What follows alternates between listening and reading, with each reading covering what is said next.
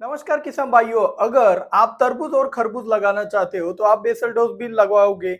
और ये basal dose जो आप लगवाने वाले हो ये लंबे समय के लिए अगर काम करेगा तो आपकी फसल बहुत ही शानदार रहेगी।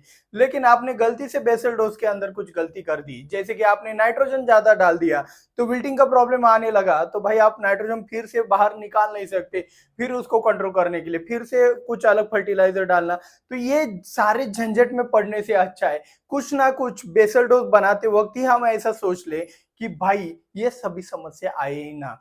तो चले आज के इस वीडियो को शुरुआत करने से पहले एक वीडियो को लाइक कर लेते हैं और शुरुआत करते हैं तरबूज खरबूज के लिए पावरफुल वाला बेसल डोज कैसे बनाए जो कि लंबे समय तक के लिए काम करने वाला है। तो देखो यहाँ पे हमारा नाइट्रोजन फास्फोरस और पोटेश रहता है, ठीक है। तो बेसल डोज में नाइट्रोजन फास्फोरस पोटेश हर कोई अपने अपने दिमाग से लेता है। कोई 10 26 26 लेता है, कोई 12 32 16 लेता है, कोई 18 46 प्लस एमओपी का कॉम्बिनेशन बना लेता है। तो हर एक का अपना अपना जुगाड़ होता है, लेकिन लॉजिक किसी का नहीं होता है।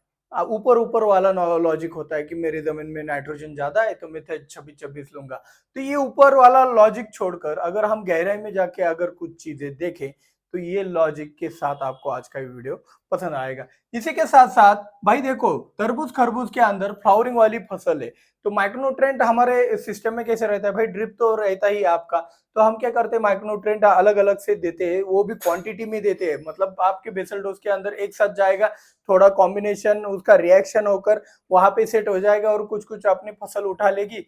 और कुछ समय बाद वो खत्म हो जाएगा और जब जरूरत रहती है तब कुछ नहीं मिलता है फसल को। इसीलिए माइक्रोन्यूट्रेंट हम अलग अलग से देंगे। और यहाँ पे सबसे बढ़िया वाला माइक्रोन्यूट्रेंट की जरूरत है तो वो है बोरॉन की। मतलब क्या, बोरॉन माइक्रोन्यूट्रेंट भी लोग कई तरीके से देते हैं। कुछ बोरेकॉल का इस्तेमाल करते हैं, कुछ बोरॉन बेस माइक्रोन्यूट्रेंट मिक्सचर का इस्तेमाल करते हैं। अभी बोरॉन बेस माइक्रोन्यूट्रेंट मिक्सचर क्या है ये हमारे जो पुराने फॉलोअर है उनको पता है, लेकिन आप नए हो तो भाई सब्सक्राइब का बटन दबा लो। ये ऐसी बात है आपको जल्दी समझ आ जाएगी।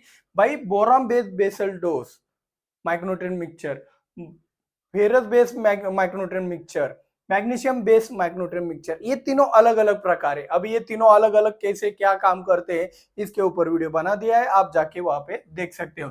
तो बोरॉन क्यों भाई, हमें फ्लावरिंग चाहिए, ज्यादा से ज्यादा फ्लावरिंग ऐसी फसलों के अंदर होगी तो ये हमारा फायदा होगा। इसीलिए हम ये जो बेसल डोज बना रहे हैं उसमें बोरॉन का एक समावेश करने वाले। साथ ही साथ आप देखना किटको की बहुत ज्यादा समस्या आने लगी है। तो किटको की समस्या के लिए कोई ना कोई जीआर फॉर्मुलेशन में हमें क्या लेना है, इंसेक्टिसाइड लेना है, ठीक है। ये बहुत ही जरूरी है। अभी जीआर फॉर्मुलेशन में ही इंसेक्टिसाइड क्यों, ड्रिप तो है, ड्रिप से तो हम ड्रेंचिंग करते रहेंगे। तो भाई यहाँ पे देखो जीआर फॉर्मुलेशन में इंसेक्टिसाइड दिया तो वो थोड़ा थोड़ा करके रिलीज होके अपनी फसल को मिलता रहता है। इसीलिए वो जीआर फॉर्मुलेशन वाला इंसेक्टिसाइड है लंबे समय के लिए भी कार्य करता है। साथ ही साथ जड़ों का विकास करने के लिए आप कुछ ना कुछ देंगे ही देंगे। मतलब रूट डेवलपमेंट के लिए हमें कुछ ना कुछ देना है, ये बात ध्यान में रखना है। और एक और चीज जो सबसे बड़ी और महत्वपूर्ण है, कई बार क्या होता है आप गोबर की खाद नहीं डलवाते हो, मुर्गी की खाद भी नहीं डलवा पाते हो। तो ऐसे सिचुएशन में आपके फसल में कुछ ना कुछ प्रोटीन जाना चाहिए, वो प्रोटीन हद से ज्यादा भी नहीं चाहिए। तो इसीलिए आपका प्रोटीन के रूप में कुछ ना कुछ फसल में जाना चाहिए। तो इतनी सारी चीजें हमारे इस बेसल डोज के अंदर होने वाली है, वो हो गया लॉजिक। तो सबसे पहले नाइट्रोजन को ध्यान में लेते हुए एनपीके में से कौन सा एनपीके उठाना है।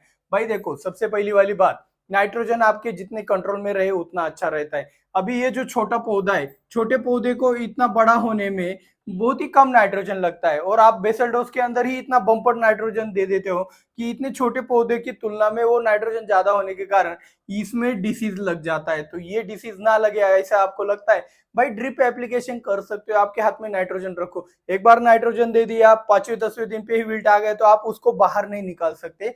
इसीलिए नाइट्रोजन आपके हाथ में रखना है। बेसल डोज में नाइट्रोजन का इस्तेमाल जमीन कैसी भी हो इस्तेमाल नहीं करना है, ठीक है।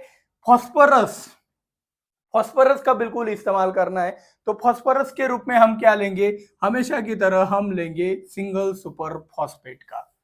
आप इस पे zinc coated single super phosphate का भी इस्तेमाल कर सकते हो या फिर दानेदार सिंगल सुपर फॉस्फेट का भी इस्तेमाल कर सकते हो।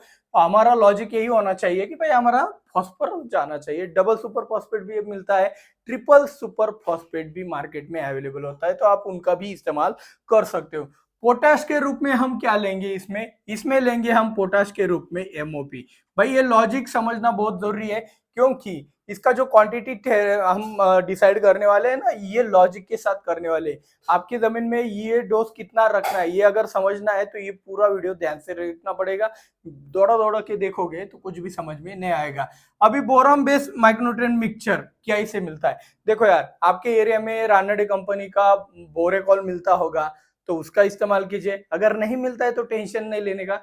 तो आपको ऐसा एक प्रोडक्ट ढूंढना है जो अपना सॉइल एप्लीकेशन वाला हो और जिसके अंदर बोरान बाकी के माइक्रोन्यूट्रिएंट की तुलना में, मतलब जिंक फेरस की तुलना में सबसे ज्यादा क्या होना चाहिए, बोरान होना चाहिए। उसको क्या बोलते हैं, बोरान बेस्ड माइक्रोन्यूट्रिएंट मिक्सचर। ये मैंने शॉर्ट में समझा दिया आपको। तो ये बोरान बेस्ड माइक्रोन्यूट्रिएंट मिक्सचर अगर आपको मार्केट से मिलता है तो ठीक है, अगर नहीं भी मिलता है तो कोई टेंशन नहीं लेने का। आपको क्या करना है, सिंपल वाला चीज करना है कि आपको बोरेकॉल या फिर आप बोरान का भी इस्तेमाल यहाँ पे कर सकते हो, ठीक है। वो आदत पड़ गया है। तो बोरान का इस्तेमाल भी आप यहाँ पे कर सकते हो। तो बोरान का भी हो गया हमारा, ठीक है। अभी जीआर इंसेक्टिसाइड के रूप में हम कौन सा इस्तेमाल करें, तो यहाँ पे अगर आपके खेत के अंदर अगल बगल में बहुत सारा कीटकों का अगर अटैक होता रहता है, मतलब कोई नदी है वहां पे खरपतवार ज्यादा होते हैं, कोई बगल वाला किसान है खरपतवार उगाता ही रहता है, तो ऐसे सिचुएशन में कीटकों का अटैक बहुत ही हेवी होता है। तो ऐसे सिचुएशन में आपको क्या करना है, जीआर फॉर्मुलेशन का इस्तेमाल करना है, जिसके रूप में आप इमिडा क्लोप्रिड जीआर फॉर्मुलेशन इस्तेमाल कर सकते हो। आप रिजेंट दानेदार का इस्तेमाल कर सकते हो। आप इस्तेमाल कर सकते हो भाई फल्टेरा। फल्टेरा यानी कि उसके अंदर क्या आता है, क्लोराइट्रेनिलिप्रोल, जो कि एक जीआर फॉर्मुलेशन, मतलब कोरोजन वाला टेक्निकल आपको जीआर फॉर्मुलेशन में मिलता है। तो आपको एक ही बात याद रखना है, कौन सा भी जीआर फॉर्मुलेशन लो वो आपका सिस्टेमिक होना चाहिए। अभी कार्टाप हाइड्रोक्लोराइड भी आपको जेआर फॉर्मुलेशन में मिलता है, उसका कुछ फायदा होगा, बिल्कुल नहीं। तो वो सिर्फ कांटेक्ट एक्शन में ही कीटकों को मारने का काम करेगा। तो इसीलिए हम जीआर फॉर्मुलेशन में कोई ना कोई सिस्टेमिक इंसेक्टिसाइड लेंगे। यहाँ पे उदाहरण के तौर पर हम चलो इमिडा क्लोप्रिड जीआर लेते या फिर रिजेंट दानेदार लेते, चलो किसी भी कंपनी का उठा लेना, यहाँ पे ब्रांड नेम लिखा है तो गलत मत रखना। यहाँ पे रूट डेवलपमेंट के लिए हम क्या ले सकते हैं, भाई देखो, आप ह्यूमिक एसिड ले सकते हो, आप फुलिक एसिड ले सकते हो, थोड़ा खर्चा ज्यादा है तो माइकोराइजा भी ले सकते हो, लेकिन वो दानेदार फॉर्म में। दानेदार फॉर्म में इनके साथ जाने से कोई नुकसान नहीं है, लेकिन दानेदार फॉर्म में होना चाहिए।